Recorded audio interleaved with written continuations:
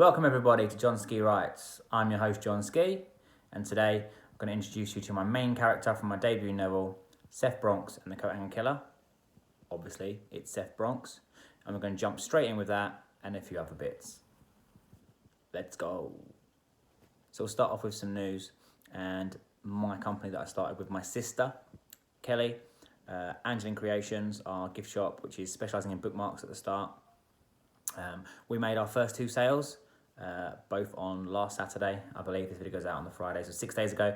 We made 2 sales, so yay, go us. We are rocking and rolling, and I'm going to update the eBay and the Facebook page. So the Facebook page will be live by the end of this weekend properly with the shop, where you can go and actually buy the stuff. Potentially PayPal option, but I think it's just a bank debit card at the moment, credit card, debit card, etc. at the moment. But there will be a PayPal option set up as well, and it'll be through the link on the Facebook page. You just click on there, click what you want, etc. Hopefully I've set it up right.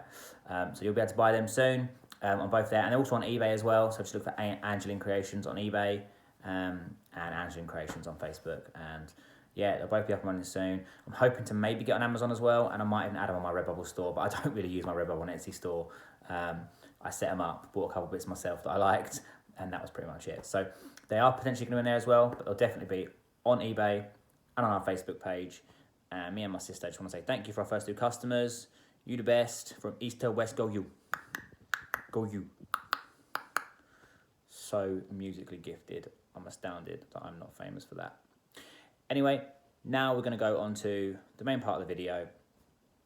And actually the only other thing I really want to talk about today, which is my main character, Seth Bronx. So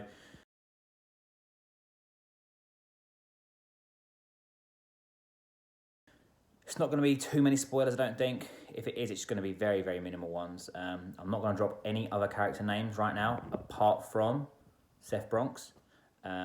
So he is the main character in this, and it is basically his journey, his quest, although it's not a fantasy book. It's his quest, effectively, to find out his cousin's killer, and his only professional job up to this point in the book, where the book starts, is he was a fireman. 9-10 years roughly, and he decided to quit that a few months before the book starts because it's the anniversary of his cousin, who he's been brought up with as a sister. It's the anniversary of that, and her death, and he wants to find who he deems the real killer. Him and his aunt, who is only living family, just the 2 of them, they don't believe that the actual killer is the actual killer. The police do. It was found next to the body with a suicide note and a full confession. So obviously they believe it's him. Seth doesn't. Seth is different. Seth believes that he wants justice. He wants the truth. You can't handle the truth. Sorry, I love that film. I love that line. But yeah, he wants truth and justice for his cousin, and alongside his aunt and his best friend, and a few other side characters as well. They're going to try and find it. Will they find it? Who knows? This is me writing this as a trilogy, so there is 3 books, which is what a trilogy is. Most of you probably knew that, but there'll probably be the odd person going, what's a trilogy? Yeah. So just in case you were scratching your chin rather than your head, I tend not to scratch my head because I don't want to draw too much attention to the baldness, but I tend to scratch my chin.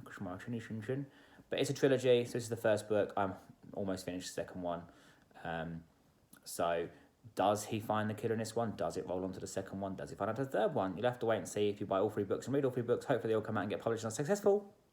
You'll find out the answer. But this book is the start of his journey, and he is sort of closed off since his cousin's death. He still opens up a little bit to his aunt and his best friend, but not as much as he did.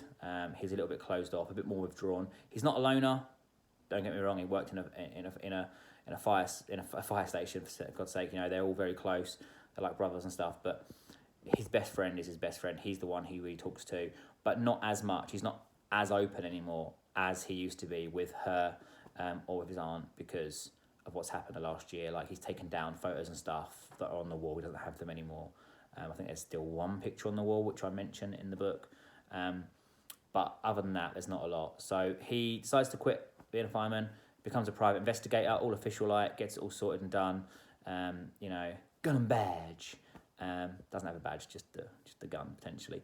But he wants to find out who killed her. So he starts off going through his list of well, he doesn't really have a lot of options and suspects at the beginning. That's the point. He just knows it's not right and he has to find truth.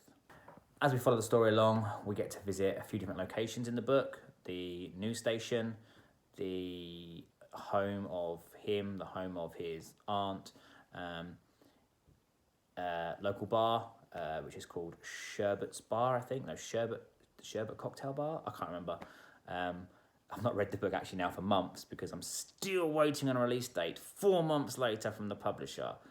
Just give me the release date.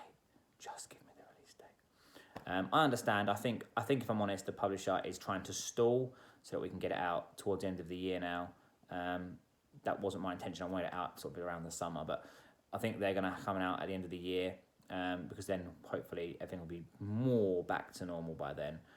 We've gone through all these phases and lockdowns and whatnot, and we're back to normal. And I think that is when they're going to try and drag it out so that they can get more people interested, more people can see it, you know, whatever I do promotion-wise, whatever they do promotion-wise. So I think that is why they're stalling. But it'd just be nice for them to tell me that, just include me in that plan. They've told me what they want us to do promotion-wise when a book comes out and what they've got planned for the book. They haven't given me a timeline for any of it, and I think it's purely because we're currently in like this pandemic lockdown situation and they want to see how it's going and where it leads effectively. So yeah, that's I think mostly Seth. You know, he's a drawn out guy. He's a withdrawn guy. Sorry, I wouldn't say he's macho. Look at me bodybuilding in the gym. Rah rah rah. He's not like that. He's very prideful, very instinctful. He has a hunch and he's gonna follow it to the end, whether he's right or wrong. Small spoiler. Obviously, he's right. I wouldn't write a book about him investigating in something if there was nothing to investigate. But that doesn't mean that the guy who's potentially killed her is innocent, does it? Maybe he's got some skeletons in his closet. Maybe he was involved. We will find out. But all I will say is that people that have read it, beta readers, and a few friends that I got to have a look over the book, my wife, etc., no one guessed the killer on the first couple of drafts. No one actually guessed the killer at all, to be fair, but I didn't show it to many people towards the end. Towards the end, like, the beta readers had been and used and gone, and then when I got sort of like to the last draft or two, I didn't even ask my wife's opinion on anything. It was just me writing. I knew what I wanted to do. I knew what I wanted to change. I didn't want to add in side stories and stuff. So Seth Bronx sort of had come to life. Yeah, and there are a little bit of antidotes that I've thrown into the book.